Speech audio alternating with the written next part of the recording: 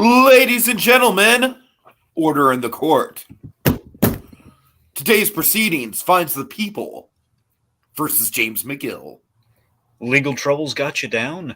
Bosses refusing the payout? Hit and run? Leave you stunned? Drug lords in your future? Maybe not! Because he'll get your case dismissed. He'll get you the defense you deserve. But only if you say the words. Oh no, I need legal representation. Whatever shall I do? What do I say? Oh wait, I know. Better Call Better Call Saul. So, without further ado, let's begin judging Saul. Court is now in session. You will atone. All right, Dragon, how is the gavel? Not great? I'm assuming it's not great. Well, it's the fact that we still don't have a gavel after 6 seasons, but It's okay. Well, I'm gonna open up the Starbucks coffee that I'm using as a gavel and drink the gavel, if you will. So right. All right, so Dragon, judging Saul, we're back once again, season 6, episode 5, Black and Blue. You're gonna have to refresh me on the writer of this, Dragon, but I know our director of this one is a big director, Melissa Bernstein. So why don't we jump right into the credits here? Yeah, sure. Okay, so Melissa Bernstein did this. Now, to be fair, Melissa Bernstein's great. If I recall, Melissa Bernstein's story is she had worked kind of in a production capacity and eventually worked her way up to director. And the other kind of big M director we all think of is Michelle MacLaren. Yes, of course. So the point being, the two big female M directors of the Albuquerque verse. Anyway. So Melissa Bernstein directed one of my all-time favorite episodes of Better Call Saul. She directed JMM, another episode 7. Mm-hmm. The writer on this was Allison Tatlock. Now, Allison Tatlock, again, it's so funny. A lot of my favorites worked on this because another episode 7 team, because she also worked on JMM and Something Stupid. Oh, yeah, Something Stupid's a big one for sure. Yeah. Oh, God. Oh, so many great episode 7s. And these ladies worked on them. Okay, having said that, Dragon, I think this episode's good in a bottle. I do think it's the weakest one so far, or at the very least the most slow-paced. And I will say I did get a little bit of whiplash when the preview was like, only one episode left until the mid-season finale. And I'm like, well, God, it doesn't feel like we've gotten very far. Well, it's because we had that, we had those 2 episodes up front. Yeah, I know. But I'm just saying, Dragon, plot-wise, it's like... Well, he has The Office, Tiki. I mean, he's been given... Again, we're only like 2 episodes away from him getting, the car and maybe QB if we're lucky. But I know, but... I guess I'm just getting a little bit frustrated at the Howard stuff kind of dragging it at the pace it's at right now. I don't know. We'll kind of talk through it. I don't think this episode was bad, but I do think it was probably the least engaged that I've been with the season so far out of the 5 episodes that we have had. I had a very unique issue with this episode. It's not a bad thing, but it is a thing that I don't know how I feel about it. Okay. So we'll get there when we get there. Okay, fair enough. So, cold open, Dragon, what do you make of this? Because it's like we obviously know it's something of Warner's from later on in the episode, but I still don't really get the significance. So on the rewatch it becomes very apparent to you. Okay, please tell me, because I did not have time for the rewatch. All right, just want me to tell you up front what the whole deal is? Let's just set the stage here. Why is this cold open here? So we have this artful construction of this, like it's like an architect or engineering. I think it's an architect, kind of like little kind of memento trophy that the other German guys had made for Werner. Now I assume. I think this is basically Warner's memorial plaque. Yeah, here's the thing. I don't know if it was made before or after he passed. I like to think they made it for him when he was alive because the idea is he mentored them. And that's why he had them all at speed. Oh my God, that's freaking adorable. So remember, like Marguerite mentioned later that that she loved that those boys loved him, and that's why he had him on. The idea is like they sought out Werner when he was introduced in Better Call Saul, and he called in the rest of the Germans, so they were all German because of him. So he Right. knew these guys. So I'd like to think that was something because like the history they had, maybe as like he was like a professor for him at school or something. However that worked. So I'd like to think the award was before that, but it could have been postmortem. The point being, it says "with love, the boys." That's what it translates to. So the translation is "in Liebe denken Jungs." Now that's with love, your boys. So literally, much like we've joked for so many shows, Tiki, these were Werner's boys. Oh my God. Yeah. Yeah. I feel like that's one of the more accurate uses of the phrase, honestly. So the point being, this thing, we'll get into more of the significance later, but let's just say this thing's going to be very important. Let's just say because we found that one, I thought it was kind of like a fun misdirective. I thought for a moment it was like we were making meth. Did you Yes. think that? Yes. I feel like the shade of blue that the camera lingers on. Yeah. It's intentional. I love that, though. I love they kind of got you. Again, you're looking at the unusual things, but also really big plot significance of the payoff. Well, I feel like this season in particular, like we are on guard for a Walter White appearance. You know what I mean? Oh, of course, yeah. I mean, that's one of the big bolts they have in the chamber for sure. Yeah. Sure. So anyway, so again, we have that, and again, so it's a little clever. But again, serious. It's a clever clue of a cold open that we tend to do, like we did with the Nacho episode. Like a little tease of what's to come by the end and the significance of such. So that's nice. And again, also the meth lab is kind of a centerpiece of what we're going after. So it is kind of linked to this and with Werner. So again, it's all circular and kind of relating to things with this relating to the meth labs. It's all kind of relative. all right. So we see Kim's dealing with some paranoia over the information she still hasn't told Jimmy that Lalo is she's alive. more than a little paranoid. She's smoking indoors. She's propping chairs up against the doors. That's not good. That's not a good sign. So we're building the Lalo dread, which pays off wonderfully in this episode. But I love how freaking charming and unassuming Lalo is throughout the whole episode, up until the last couple minutes. I love how he weaponized the charm, and we'll get there. So he's literally Tiki. He's in this opening, just even when he's not there. He's literally the boogeyman. She's propping up chairs to keep the boogeyman. I know. I know. The boogeyman with a dashing mustache. We're keeping him out.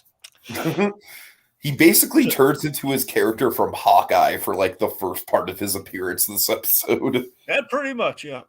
All right. So, anyway, so Jimmy sees this, so he wakes. He gets woken up as she's working, and he basically figures that okay, this is it's the same sensation that he's had. He's probably done this a few times before too, like especially in the days before they found out Lalo was dead, where he's keeping a watchful eye and keeping the door propped. Mm-hmm. So he kind of speaks, so again, not knowing what Kim knows. He's, you know what, the nuns back in Cicero would beat me for this, but I'm glad Lalo's dead. And he blames himself for having put in Kim the position of episode 9 from last season. So he's, the whole bad choice road of it all. So I think this pays off. I think this subtly pays off later in the episode. The fact that Jimmy still feels guilty over that. We're gonna get there. I agree. I think it's definitely a lingering plot thread. I know for sure my dad, it was driving him crazy watching the episode. Like, God damn it, why doesn't she just tell him? But this is nice though. We've seen Jimmy try to protect Kim in the past, and now we've kind of flipped it. Sure, but by the same token, I kind of feel like I definitely understand why she thinks she's being protective of him by not telling him. But I could also see it leading to a blindside where Lalo goes after him without him expecting it. I think that's absolutely going to happen. I'm just saying, I think right now what she's doing, she's trusting Mike. I think that's kind of mainly what it is, right? That's the main reason she's not telling him. And again, like Jimmy was instructed not to tell her via Mike, so I don't know. I think a lot of that's, I don't know. Right. We'll see. Meanwhile, Dragon, Gus Fring. This is he's great. Been having a bad week. I loved this. Bad week at work. This was so good, right? All this Gus Fring stuff. Okay, you know what? I'm not gonna lie. I do feel like, as far as like moving the plot along, like I am getting a little bit of a prequelitis thing where it's like, all right, it's like it is great as far as like seeing him off his game and the performance. We've never seen him like this though. No, you're right. I'm just saying the only bit of prequelitis I have is like it's great from a characterization point of view, but you got to admit there's not a lot of suspense involved here. because it's like obviously we know that he survives into Breaking Bad. So Tiki, you're right, but it's the fact that this character has never we've only seen him at his no, Dragon, I strongest. absolutely understand. I hear you, and I am enjoying the performance, and I am enjoying the side of him. Yeah. I'm just saying, I feel like I don't know, just the fact that we've kind of lingered on it throughout like pretty much the whole season. I just want the payoff to this sooner rather than later. Well, I think the payoff, I'm enjoying it. I'm enjoying it for sure. I'm enjoying the performance. I think you're enjoying the writing side of things more than I am. Well, that's a fair point, but I don't know. A part of me thinks the payoff really is going to be it's more so like, what is Lalo's move gonna be when he comes back and makes the dust up that Fring's kind of dreading right now? If he's dreading this, what is Lalo gonna do to instill all the fear that he instills? I think that's, and I guess there is the mystery of like, how is Fring going to get through this and go on to become an even bigger kingpin on the other side of it? I think it's less prequelish and more like, what is that puzzle piece going to look like? That's fair. That's fair. And also, just with the Fring stuff, that just in itself, though. So I love that we kind of teed this up while he's uncomfortable with like the gun, but I love just seeing like, oh man, this is Gus Fring truly. He is so freaked out. Like Giancarlo Esposito is just like absolutely compelling with this performance, Dragon. I mean, just the fact that Gus Fring, when he panics, he's so well organized and in control. His way he manifested is just extreme OCD. Where I love that I love that pen shot. I love he just puts that pen down. We focus on. I want that pen now. So put the pen down. Exactly. So we see again. Ultimately, Tiki, the significance I really get out of this, and what I'm really enjoying with the Gus Fring stuff, is that it's the two sides. The thing that there's Walter White's thesis statement that we have through Breaking Bad that we're examining through Gus Fring right now. Where it's, it's like blending. It's the two sides of yourself blending together, ultimately leading to ruin, which we visualize with Gus Fring in his dying moments. He's split down to half, and like half, kind of the Two-Face look. Remember? Mm-hmm. So it's the thesis of kind of Breaking Bad that he's dealing with now. We saw Walter White kind of on the ground level kind of struggle with from the beginning, and it's kind of, I don't know, it's like that we're seeing this whole season really is Gus Fring in the season 4 shoes of Walter White going up against a Gus Fring. So that's just really interesting to me. Anyway, so he takes an order. I love him taking the order, and it's like, may I suggest some spice curls? The spice curls, yes. The spice curls keep coming back. Dragon, I love the Spice Girls specifically because it was a callback to our, well, obviously the writers were calling back to the Rhinestorming thing, but I was like, we're justifying it, including the Spice Girls. They're a big ticket item. Also, I'll remind you, with the Spice Girls, it's a callback because, the Spice Girls debuted in JMM, which both writer and director did. Oh, God, of course. I just love that. Again, finally, Gus Fring, the best thing about him is that the implications that he was a chicken man before he was a drug kingpin, so he does. I would like to think that the drug kingpin stuff is just keeping him and his family financially secure, but his passion is in the chicken. Yeah, I mean that's the thing. Either way, even if it's not up to Portal standards. Yeah. Anyway, slice it. Even if the chicken did not come before the egg, so to speak. Here, I just. He's a man who enjoys his front. That's the thing. Anyways, he cares so much about it, whether it be a front or the true passion that there's like the personal connect in his life. Yeah. Anyways, so the fact that he's making the order, but he's zoning out, like, oh God, Gus Fring's never done something like this. He just walks out almost on the verge of a panic attack. It seems Gus Fring would never have. So that's it's great. So. Like the tray falls and Lyle picks up. Good old Lyle's back, man. I love. I like that Lyle is also just kind of like in the background. He gives like the nod to him, like he's. I feel like in the background, he kind of like he knows that something's up with Fring just based on the body language he has, I think. Yeah. I just love that Lyle's been around since season 3. It's awesome. Yeah. Okay. So we have. Oh, dear God. Oh, so Erin Brill, she's walking the old folks at San Dragon. Erin's fine, but I just like we need to just give it up to Bagley, man.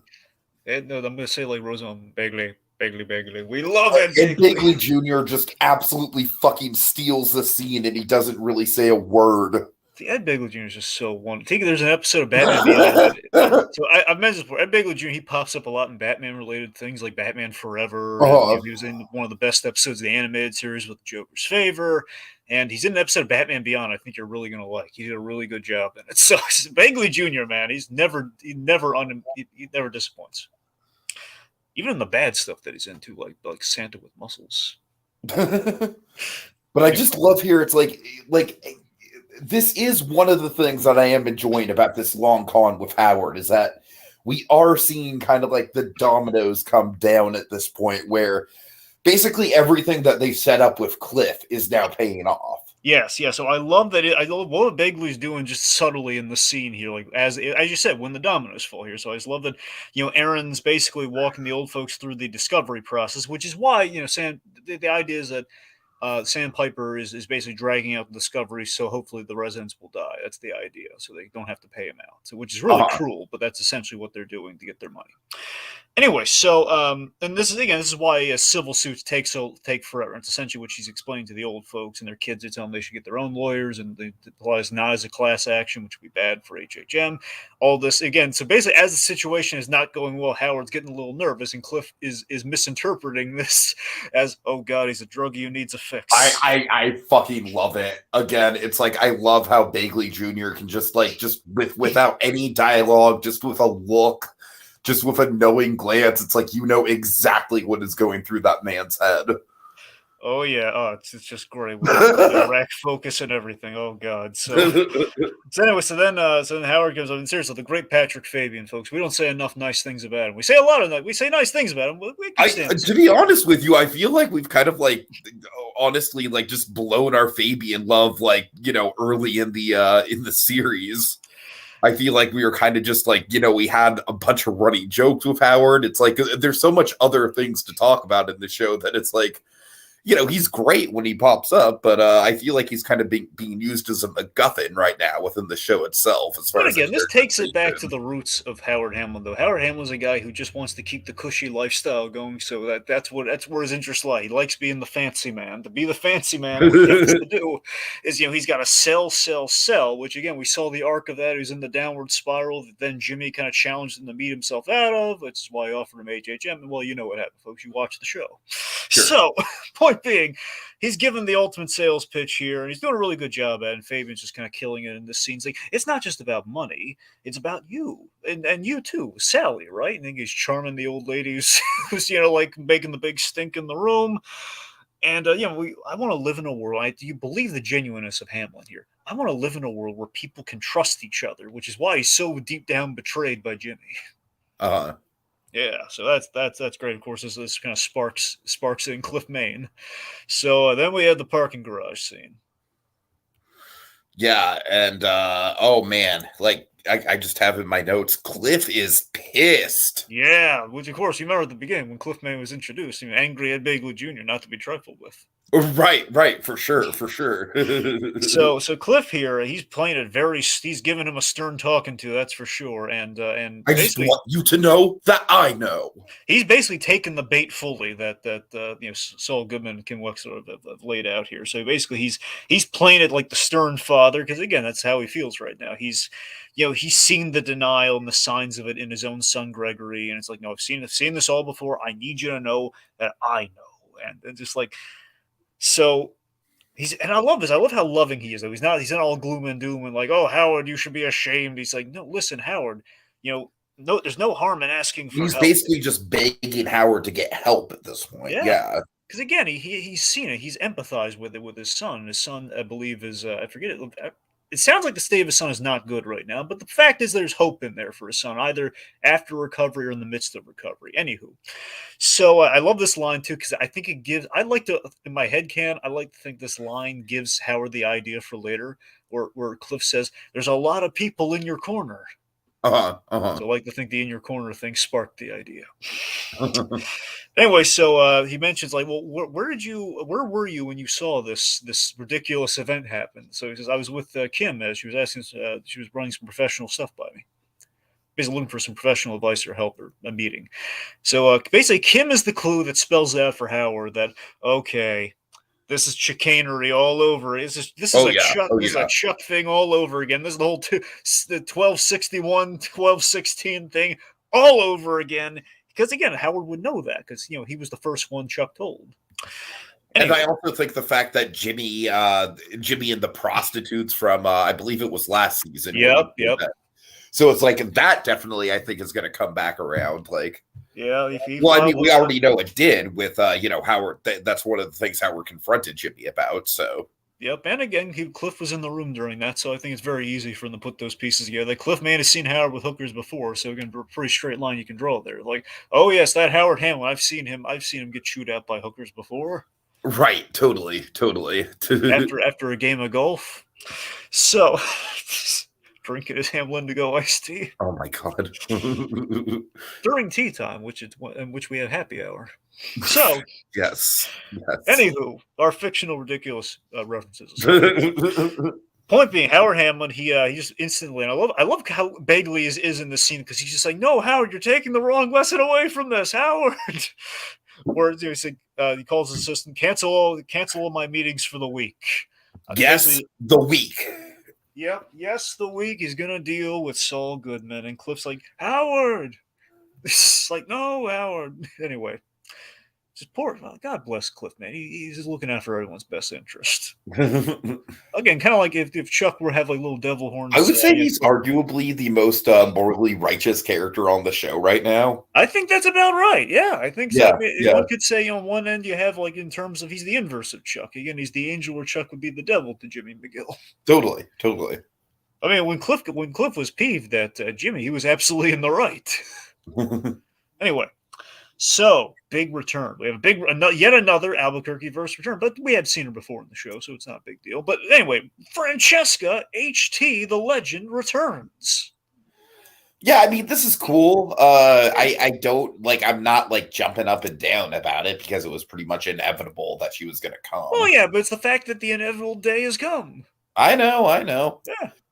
I do think it's cool that like Jimmy is now of course taking the clients as Saul Goodman in the office. The office is completely empty. All it needs is the furnishing. So Dragon, we're getting close. The blocks. It does have furnishing though, Tiki. Let's not skimp on the details here. God. You're right. How can I forget? There's a throne, one could say. Oh my God. Not a gold throne, not yet, at least. Not yet. Yeah, so the toilet, as Kim joked, you have to keep the toilet, which obviously he's just waiting to get rid of it, mind you, because it's like the idea is he needs to get clients somewhere fast. Now the nail salon is off limits, so he, basically probably like the day after, if not a day or two after, probably the day after, if I'm a betting man. So, anywho. Yeah, so Francesca's back. She took a day off work per Jimmy's call. I believe just hoping that Wexler McGill specifically was opening up again, a new location. And she's a little crestfallen to find out, okay, so it's just Jimmy, and no, we're not handling elder law, and we're dealing with essentially skeezy scumbag clients. She basically kind of sees, she can smell the tragedy on this character. She can smell like, there's something sketchy about this. I don't think I want to be a part of this. And again, there's a literal toilet in the middle of the room. I love how she's fixated on when she walks in. I love it. It's like, what is anyway? I mean, I'll be honest with you, Dragon. If I went in for a job interview and there was a fucking toilet in the middle of the room, I'd be fixated on it too. I would ask about it though. I mean, I gotta be honest. I would not take that job. I really wouldn't. That would just be too sketchy of an operation for my taste. Anywho, this is where you're having your interviews? No, thank you, sir. Well, I know where this interview just went. Down the toilet. It's right there. Anywho, so I liked in the transition of Francesca, the thing about it, even what we have now, you have her as kind of the sunny kind of MVD or, the DMV/MVD thing that she was introduced with Wexler McGill. You have this being kind of like, she's raising an eyebrow at that Saul Goodman character to eventually. Very much going to drag her down. Yeah, that's kind of the tragedy of the HT character. Sure. So I love that she... I love that we kind of homage the scene with Walter White in kind of the beginnings of the door where they're standing by the door. She's walking to it, so it's kind of symbolic. And basically, Jimmy's getting price gouged by her, much like she price gouged Walter White. So I think it's kind of a cutesy kind of reference. It's like poetry; it rhymes. No, but in a good way, though. Yeah. So anyway, that's good. That's good. Kind of basically offers her double her salary and a big old signing bonus. Uh-huh. Also, we had some good fun Saul Goodman dialogue here. Well, Colonel Sanders is the chicken. Saul Goodman is to the law. That's a great Saul Goodman thesis statement right there. It is, especially in a show where we have essentially a Colonel Sanders. Right. All right, so anyway, so she takes the job. She's answering the influx of calls. So again, like this reluctant yes is going to lead to quite a ride. The last time we see Francesca. Okay. All right, so Dragon, Kim is going fishing. That she is. So But Kim, not fishing for fish, Dragon, fishing for information. from her old pal Viola, her old paralegal Viola. Who, by the way, Oh is man, really- Dragon, this honestly kind of like low-key hurt a little bit because it's like Yeah. you can just tell the manipulation here. I want to shout out again. Viola, the actress who plays Viola, is really good. I saw her in that Prodigal Son show, and she has a bigger part there, and so she's really cute in that show. So she's real. I like it when she comes back. Anyway, but yes, I was horrified. Basically, we have as we kind of. I'm glad you and I felt the same way about it. I'm glad that you and I kind of had the same reaction of like, oh no, Kim, what are you doing? You're betraying this woman's trust. Because initially I thought, oh, this is good. It's kind of a nice. She's basically just calling in this lunch meeting to essentially burn the bridge for some info. So what's kind of nice here too is we kind of have an equivalent to the Huel scene we had 2 episodes ago, where we have, Sorry, I'm just trying to think. Was it 2 episodes ago? Anyway, the point being, whenever we did the switch with the keys, 2 episodes ago. I'm sorry.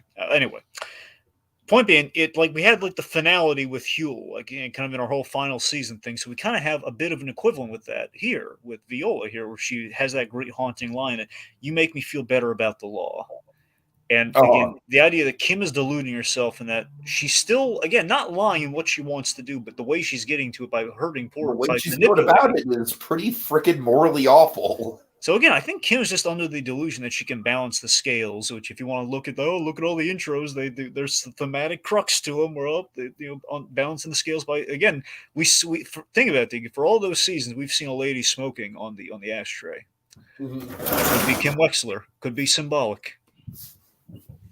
You're smoking on the scales of justice. I don't know. Right? I don't know, Dragon. I think that's a little bit of a stretch, man. I gotta be honest with you. Can you imagine? I know you're. Look, I'm mostly joking with that, but I'm just saying the fact that hey, Kim Wexler, we have the built-in smoking motif and scales of justice. I'm just saying, maybe she could be in Saul Goodman's office. We'll find out. All right. It's going to be a fun moment though when Kim walks into the fully furnished office. That's going to be a big moment. Oh, of course. Anywho, point being, so the idea is, she, ever since Kim left, the whole Mesa Verde affair, and she basically got moved over to the Sandpiper Crossing case, which, oh boy. She's part of the plan. Basically, Kim getting information on the retired judge that they're going to use at the next stage of their plan, next episode. Yeah, she's basically just like, ooh, info? Don't mind if I do. And she drinks the coffee sinisterly. Dragon, she's totally mob boss in this scene, isn't she? Yeah. That's absolutely the vibe I was getting. And again, you feel dirty watching it. You do. Anyway, okay, so then we have, big scene. All right, so later in the day, Saul Goodman's been called by a client to a boxing gym. So we reveal that Mr. Ward is H. Ward. Mr. H. Ward in reality is Howard Hamlin. Dragon, I feel like how Howard came up with that was essentially like a P-tier Griffin moment. Pretty much, yeah. Harold Hamlin. Oh, God. It'd be really funny if that was Howard Hamlin's father's name. Harold Hamlin. Harold Hamlin. Oh, man. Or Hank Hamlin. Anyway. Henry Hamlin, anyway. Oh, God. It's got to be an H. You're right. We would feel wrong if it wasn't an H. I'll agree with you there. So would Hamlin. All right. So anyway, so the point being, basically, Howard Hamlin has run a con on Saul Goodman to lure him here, which is interesting. And again, we know ultimately the con here is that okay, I'm going to get him here and get him riled up, so my PI will be able to follow him as he makes his next move against me. That's essentially what the gambit is here. So this is kind of my problem spot of the episode, by the way. It is mine too. Mine too. Okay. I'm glad we're on the same Okay, page. let's see if maybe our reasoning I lines up. mean, it's like it's a decent scene on its own as far as like the confrontation between Jimmy and Howard goes. Yeah. I just don't necessarily know what in the grand scheme of thing, like it bothers me because it doesn't really feel like it's part of the con. It feels like it's kind of like pulling us in a different direction. We've already built so much on the con itself. If anything, maybe it could be building towards like, obvious. I don't know. Okay, let me I just don't know the point, Dragon. I don't know why we had to spend so much time on it, honestly. Here's what bothers me about it, but again, by the same token, there are a lot of things I like about it, but it's kind of like, again, I keep going back to the hose and then nailed situation from season 2, episode 8. That kind of led on that. The last time I ever did a Better Call Saul, I felt so stupid because then the next episode, right. I'm gonna say this is the first time ever in the show, personally, I've ever really been like, I mean, not counting that hose bit. The first time I've truly been, I've seen a moment from Better Call Saul, and I've seen, you know what? I like this. This was fun, but I don't know if it makes the story sense everything up to this point has made. Agreed. I'm glad we're on the same page about again, that. I do worried that I was going to be all nitpicky with it. I do want to reserve judgment, though, because, again, they haven't let us down before with this sort of thing. So I'm going to give them the benefit of the doubt on that. But, again, this could be the jumping the shark moment for the show. 6 seasons in, it's not a bad place to do it. I mean, I was kind of hoping that what this scene was going to lead to was some sort of, like, injury or, maybe Dragon, honestly, when the scene first started, part of me was like, oh my God, are they like both trying to have each other kick their ass for the sake of like a legal thing? Yeah. I mean, wouldn't that have been, think about it, wouldn't that have been a really funny direction to go with this? Well, that's what I'm saying, Tiki. So there's a broad element to this idea. Because originally when I saw this, my thought was that somehow Howard Hamlin, or there was going to be like, again, this is mine just like ages ago before we had the episodes really out. I thought like by the second episode they put this season on Better Call Saul. That's when we kind of glimpsed the boxing ring. Right. I was thinking perhaps Jimmy would con Howard Hamlin into doing like a promo in which there'd be boxers in the ring. It'd be like an HHM cross promotion sort of thing or something. I don't know. And instead it just, oh God, I hate to say this. Well, no, well, let me tell you what I like about this though. Okay. So outside of just how it's shot, because I like the GoPro thing, I like how we shoot it, and like the seeing these two guys beat each other up, that's kind of fun. But what I liked about it is that it gives us the big tagline for Saul Goodman that Kim Wexler, kind of divines from this. The whole "I'm Saul Goodman, pow, I fight for you," which is his big tagline. I'm Saul Goodman, let me fight for you. That's where he got it from. That's true. Now, that's true. I like that, but again, what gets us there, I just don't know how to feel about it because I think, and this is what I was leading at. I don't think we needed a whole episode for that. I know that's the thing. That's where I'm at on it. That's why I'm not sure. But by the same token, here's something I kind of that can necessitates it a little bit, but not fully. Where, okay, Jimmy feeling guilty because think about it. And as Jimmy ponders to himself afterwards, why on earth did I take that fight? Why did I fight him? And I like to think the only reason that makes sense to me, Tiki, is that it's like penance. It's penance for the danger that he put Kim in over Lalo. And sure, that's why he did it. Because he had no reason to do it. And he's like, you know what? I should do the stupid things to punish myself here. That's the only reason I can think of he turns back to get into that ring, unless he's like getting an idea in the moment that we have to see pay off. Unless that happens, so far, I can't see it right now. In its current state, and again, this was not part of the con. I think all we know, and I hate to say it, Dragon. Yeah, that's my main issue with it, just as far as momentum goes, is that it is not part of the con in any way. The only thing we know, and basically we get this in the Kim scene in the aftermath, essentially, is that they knew basically Hamlin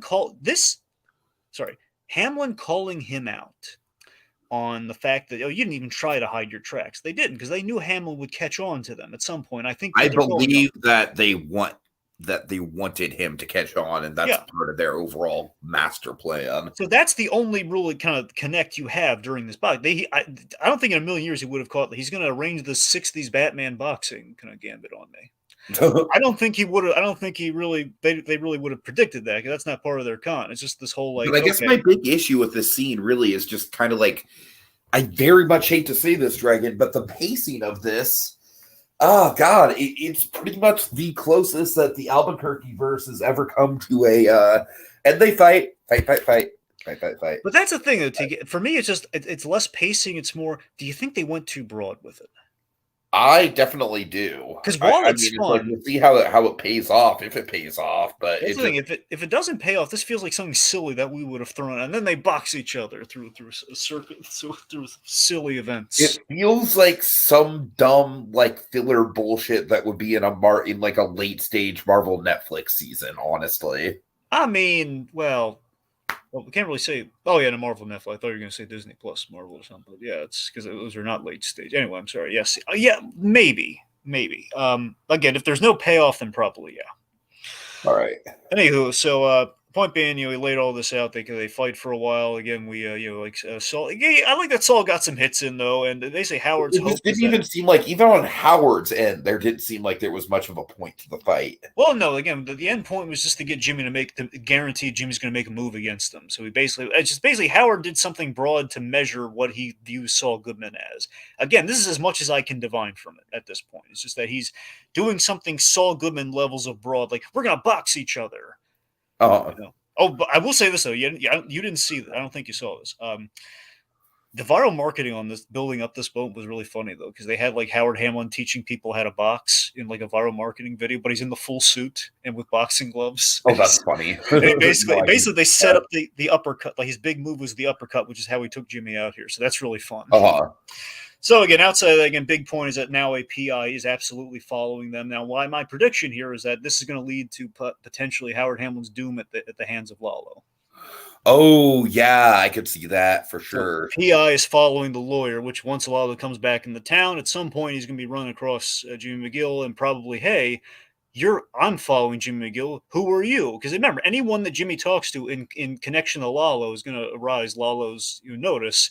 And, well, I think it's not going to go well for Howard. If Howard dies, that's how he's going to die, kids, by Lalo's hand. Yeah, I hear you. So again, all of that. So again, basically, all of our important stuff is after the fight. That's kind of the frustrating thing here. Is that anyway? So again, maybe a little too broad, but it was fun though. I did like it. Just again, didn't really necessitate itself. Anyway, moving on. So in the aftermath, Kim and Jimmy again, like I just love that she's like outside, she just kind of sees him walking, like what the heck happened? Okay, so first of all, I think it's absolutely fucking adorable that she's still just like beaming when he drives up, though. Yeah, it's like they're still so fucking in love, Dragon. I know, I love it. It's almost like the '50s equivalent, like hey, the husband. I know.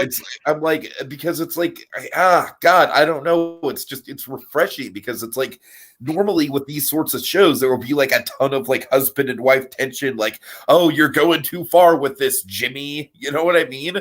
Yeah, and I love that. It's like the husband in the '50s walking past the white picket fence, and it's like, oh hello, honey, how was your day? And even him getting into the fight and having the black eye, it's not like, oh, what the fuck did you get into? It's more like, oh, you know, like, let me help you. Like, are you okay? You know what I mean? Ray Seahorn is just so darn cute when she's sitting, sitting in the bathroom and doing like that pow pow thing. I mean, it was another contender we had here. I just couldn't find a good shot for it. But it was just again as he's like looking at his wounds and also a little parallel to Walter White after he got his black eye, just trying to cover up thing. Sure. Yeah. Anyway, so and again, Jimmy's in bed. He's kind of pondering. Now this is big though. Kim Wexler. I think another thing ultimately again with the penance thing is that he's pondering to Kim like, why did I do that? And she said, you had your reasons because you know what's coming next. So that potentially is Jimmy McGill's guilt over like the bad thing that Kim Wexler's kind of cajoled him into doing. Sure. With their big plan that they're going to do something really terrible to Howard professionally. I mean, I feel like they already have with the damage that they've done with Cliff Maine, you know. Well, that's what I'm saying, T. I'm getting the sense that if this all pays off in the end, I think we can overlook the boxing thing. But that's the thing. If this so far, like they're setting up like, oh god, we're gonna have to crush him professionally. That's why you took those licks, man. That's why you did that because what we're gonna do to him is unforgivable. So we deserve a little punishment. You took that for me, and I appreciate that. Sure. Also, Anthony Smith in the comments. Did we shout him out already? No, sorry, I have not been looking at the comments. Yes, Anthony Smith says, Howard Hamlin's boys, we in here. He has hands, show of hands, yeah. I agree that the scene took me out of things a bit. I was lost. No, at Yeah, least we're not same the here. only ones. Honestly, I feel like that's pretty much a general consensus from the fan base from what I've seen. Have you heard anyone else complain about the boxing scene? Yes, I have. Yeah. Really? Okay, we're not alone then. No, no, no, Okay. we're not. We're not. What? No, at least a couple YouTube recappers. That's what I'm saying. This is like the first time this has ever happened in the show. Like the first time I've ever heard anyone really say something like yeah, the boxing scene they jumped the shark a little. A little bit, yeah. It's not a big leap, it's a little tiptoe, but we'll see. All right, so this is kind of cute to me. So we sneak Mike into Gus Fring's house in a RAV4. Okay, this isn't my joke; it's someone else's joke. But I could just picture Jonathan Banks like when they're asking him to roll out of the van, like, "You want me to do what?" Says, yeah, I'm doing it. So so he basically has been snuck in through the RAV4, and take a moment here. Why do you love Mike T? Because I know why I love Mike. It's just like what are we thankful for? Essentially, yes. Tiki, why do you love Mike? I don't know, because he's stoic. I don't know, Dragon. You're putting me on the spot. Well, I'm going somewhere with it. I'll tell you why I love Mike. Okay, why? I think he cares about his fellow working men because when he says, "Hey," he looks out for his guys. Like, "Hey, you guys get dinner yet?" Okay, yeah, you're right. That was very that was a nice little pleasantry on his behalf. Yeah, Mike cares about the working man because he is the working man. Anyway, the Zelensky Auto kind of vibes aside here. Anyway, so Mike he sees Gus Fring frantically with his OCD kind of going wild here. He's cleaning his bathroom with a toothbrush. Oh my god, yeah. Just to keep himself occupied. Fring is just in a bad way mentally right now. Which again, I'm just so awe-inspiring. Like, we've never seen him like this. It's like, look at him come undone. First the glass, now this. And I remember, I think I was mistaken. I think you were absolutely right 2 episodes ago, by the way. I owe you an apology. What? Apparently, it was the glass in the bin. He didn't just break that glass. I thought he did, and he could have, but I think they were going for the suggestion that the glass was still in the trash can. That Fring broke, so Fring kind of led to that nacho situation. Oh, okay, gotcha. Right. So yeah. Anyway, just want to kind of correct that for the record. I want to have the previous statement stricken from the record and the new one approved. All right. So Gus Fring, I gotta say, I am a little bit disappointed that we are not getting a follow through with the potential plot line of Hector going after Papa.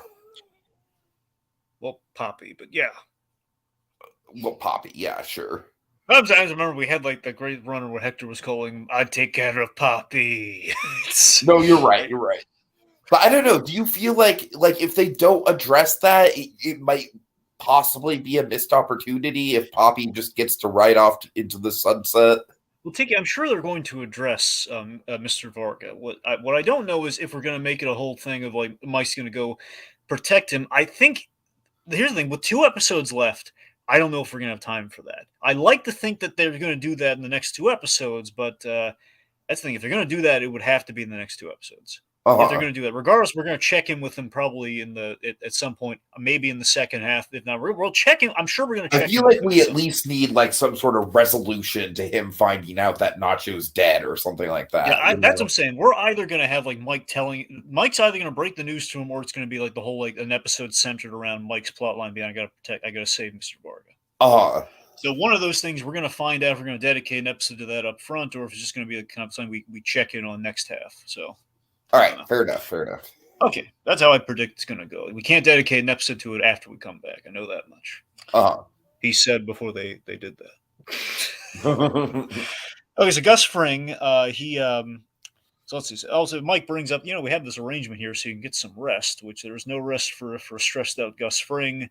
It's a waiting game, and sooner or later he's going to end up here, as Mike says.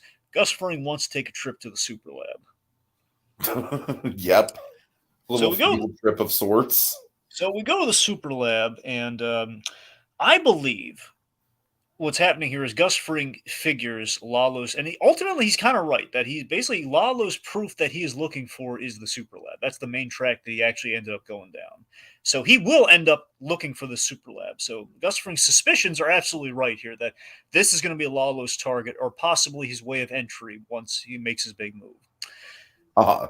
So that's interesting, and we take a moment. I think ultimately on a character level, what's happening here is Gus Fring's just kind of taking a moment, like in the show, we're taking a moment to appreciate Gus Fring's ultimate legacy and his power in the making while he's at his weakest. I think that's kind of what we're doing here. Yeah, I could see it. Again, that's kind of what made him like huge. With the meth lab, obviously, it's what made Walter White a drug kingpin ultimately as well. The meth lab is the super lab is a very key point in the Albuquerque versus Of seeing it course, kind of yeah. being constructed. I think. I mean, it was a key point in season 4. I mean, definitely for sure. So I'm thinking I mainly think we're here just for the symbolism of it all, and then we have a moment that kind of it intrigues me because I don't think Gus Fring's just stashing a gun for the sake of stashing a gun. I think it's like a symbolic thing of like he will not carry a gun. He refuses to. He puts it under like the little construction, little digger thing. I'm blanking on construction vehicles right now, but yes, like Sorry. the bulldozer of some Yeah, kind, the yeah. dump truck. The thing they use to dig out the place. Anyway. So yeah, I mean, did you have any read on what he's doing with that gun? Or you just think it's symbolic, or I got to admit, Dragon, I was just kind of lost in this right? scene, That's honestly. Like, I that's the think only you have thing a better read than anything I could come up with. because that's the only thing I can divine from that scene. Unfortunately, I don't have the insider podcast to hopefully clarify some of this Hmm. stuff, but Anyway, let's see. So okay, then we have kind of our big kind of thing that takes us to the rest of the episode here. So we're at a German bar, and Tiki, tell me you didn't fall in love with this arcade machine, I absolutely did. Yes. right? I've never seen an arcade machine like this. This was Uh, amazing. So we have it's essentially like a essentially who? like an 8-bit Who Wants to Be a Millionaire. Yes, it was awesome. And we have like a look, we have a couple in love playing, and then we reveal, and I was like, could it be? It's like, oh god, It it's took me Marguerite. more time than I should have to realize who it was, but See, initially where I thought they were going was okay, it's gonna be it's gonna be Herr Schuler, like Gus Fring's buddy, but no. When I saw it's a lady, that's gotta be her. It's Marguerite. yeah, once I realized who it was, I did indeed start freaking out. And I love that there's like an impending sense of, oh look, it's Marguerite, and then it kind of creeps in on you. Wait a minute. Why are we seeing Marguerite right now? uh, And then we reintroduce that charmer, that sneaky devil, that sneaky Pete with a I mustache. mean, he's literally Lalo. been just lurking in the background for the majority of the past 4 episodes. He's been gone for 3 episodes, and he's Yeah, been in the yeah. background for 4. Yeah, so oh god, so we ultimately we reveal again. This is the proof that he's been looking for. He's basically using what he knows about the super lab to prove that Gus Fring's doing stuff under the cartel's nose right now. Sure. Which in this case basically trying to catch him in a lie because he told Bolsa he was like a chicken chiller, not a super lab. So he's been keeping a secret from the cartel with the super lab. So anyway, so again, he got in that phone call with Werner, and ultimately the whole reason Werner had to die and Werner's last moments calling Marguerite was to protect her, so she turned around after she got to the airport. So basically, Lalo conceivably would know about her and would be able to find her. So I love that how that paid off, all of that. They're sanding the undersides of the tables, to quote Pixar here, with all these details. I mean, Love it. Dragon Werner has always been probably my favorite Mike storyline of the whole show. Oh yeah.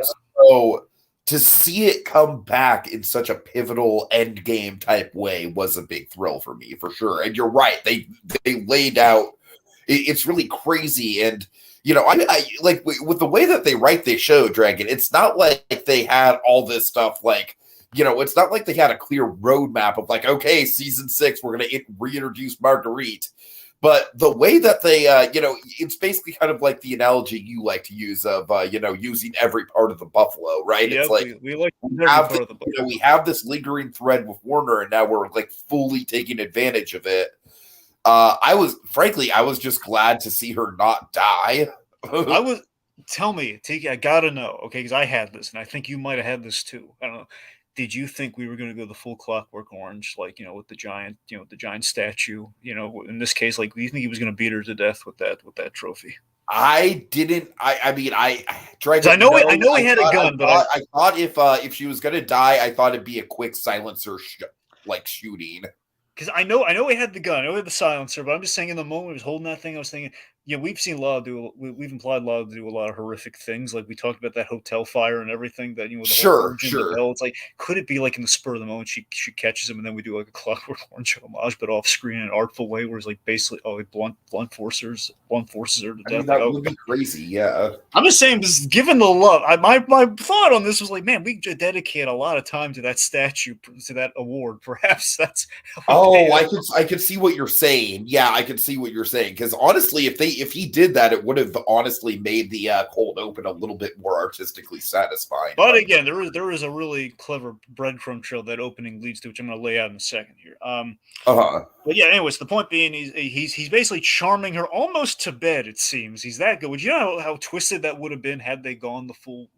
I almost kind of feel like he's very strategically giving her just enough charm, but reeling it back to the point where he's not actually getting in bed with her. Does that make sense? Like, you get a sense maybe he could have stuck his foot in the door a little bit more. Right, exactly. If you really wanted to, but no, it's like I think getting invited in was not his MO. Like it was simply to get access. He needed to see where she lived. He needed to find out where she lived, and like what they maybe get some details, like she's going to work tomorrow, which that gives him an opening to break in. Like, okay, bye. I'm going to hide out in your bushes for the rest of the night. On the rewatch, what really was super clever to me, and what Lalo's doing in this little bar meetup.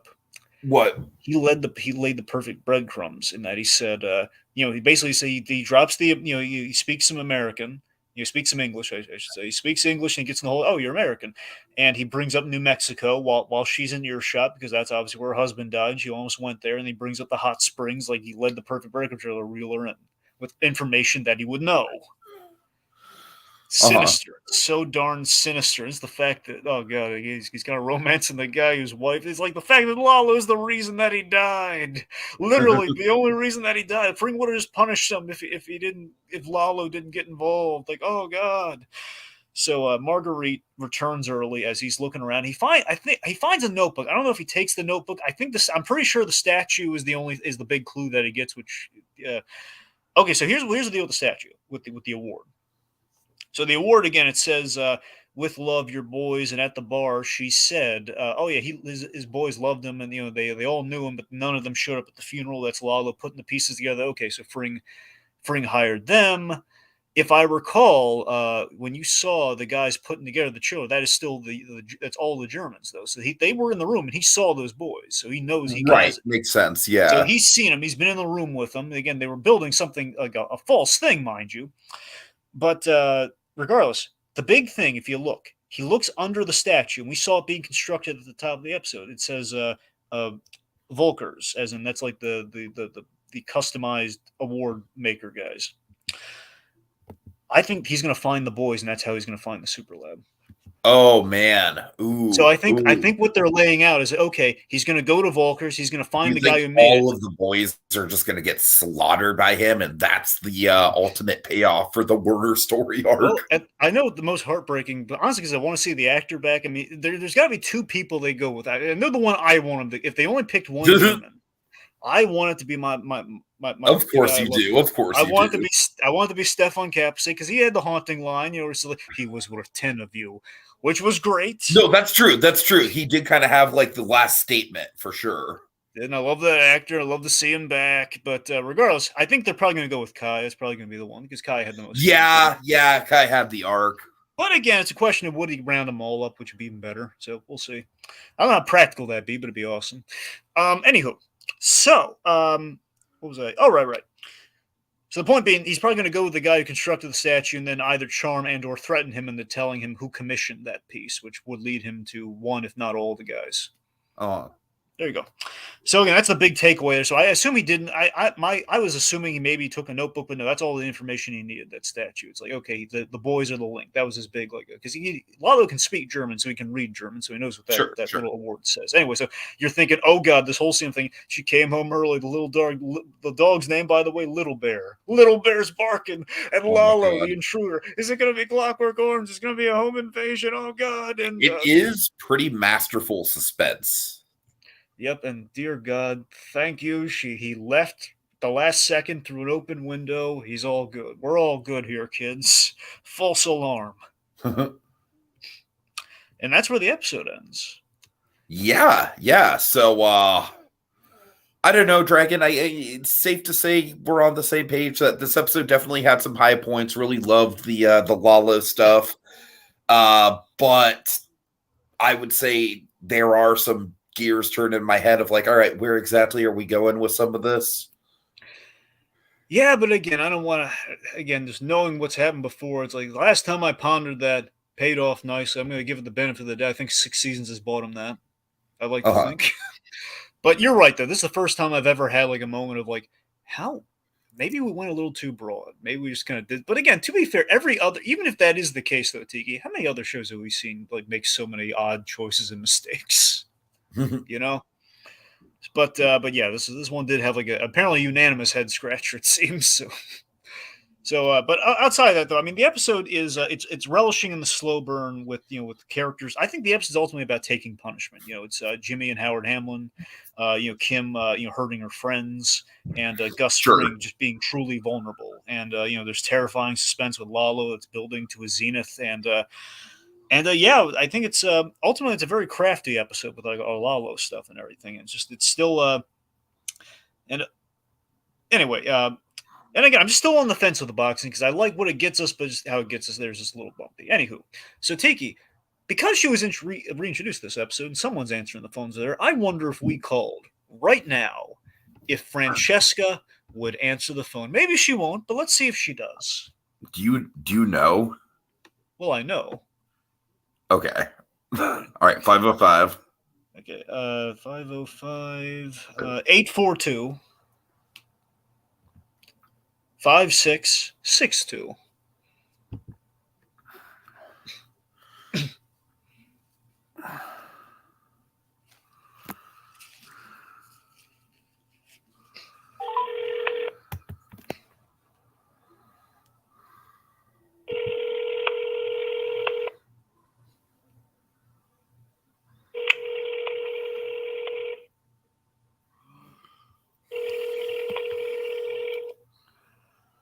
You've reached Saul Goodman. Looking for phones? Well, I've got a surprise for you. The phone guy is no longer just the phone guy. I'm the law guy, your law guy. That's right, Saul Goodman, attorney at law. You meet the law, you want the law to meet me. Leave a message after the beep. I'll get back to you before you sleep. Apparently, Francesca was on a coffee break. Yeah, apparently. Did you think there was a chance that they might have switched it out? I mean, a part of I wonder if when we get back from the break, that's gonna be the case. We're gonna find out. Anywho, remember, kids, when you get that phone call, make it count. Better Call Saul. Saul Goodman Associates is the one-stop shop for all your legal needs. And with that, we are adjourned. We could totally be lawyers. Totally. Ding ding. Howard, you gotta get help.